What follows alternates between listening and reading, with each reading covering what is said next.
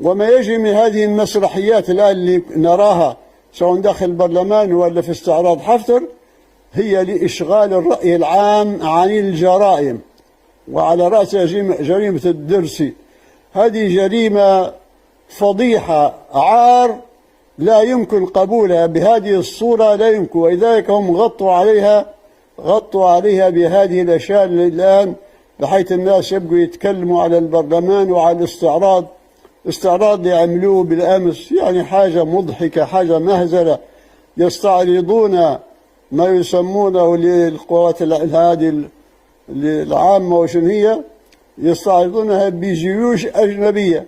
قطعوا التيار الكهربائي على المنطقة الشرقية باش أدخلوا يعني الكراديس المصرية وكذا واستعرضوهم، وقطعوا التيار مرة أخرى باش أخرجوهم ومحدش يشوف حاجة.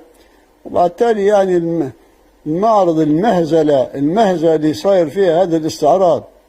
حفتر مشهور بظلمه وفجوره هو وأولاده وانتهاكه الحرمات والأعراض وقتل الناس ولا يبالي بأحد، وعامل عقيلة صالح ومش عارف منه وكذا، ورئيس الوزراء يسمي فيه.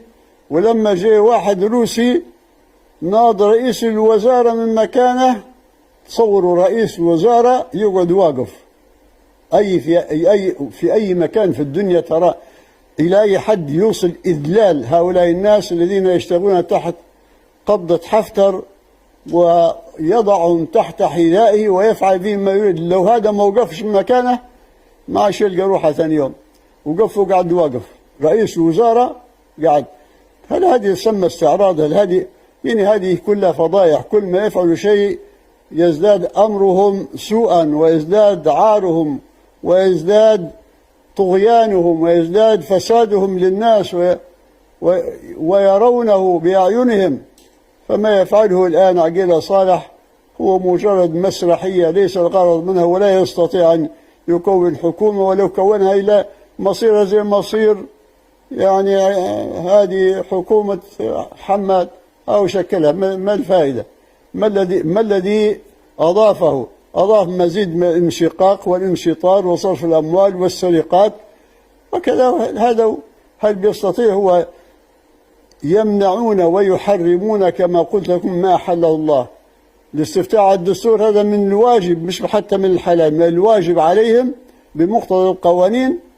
هم يمنعونه، فكل ما فيه خير يمنعونه، وكل ما فيه سوء وشر هم يشرعونه ويقومون به. نسأل الله تعالى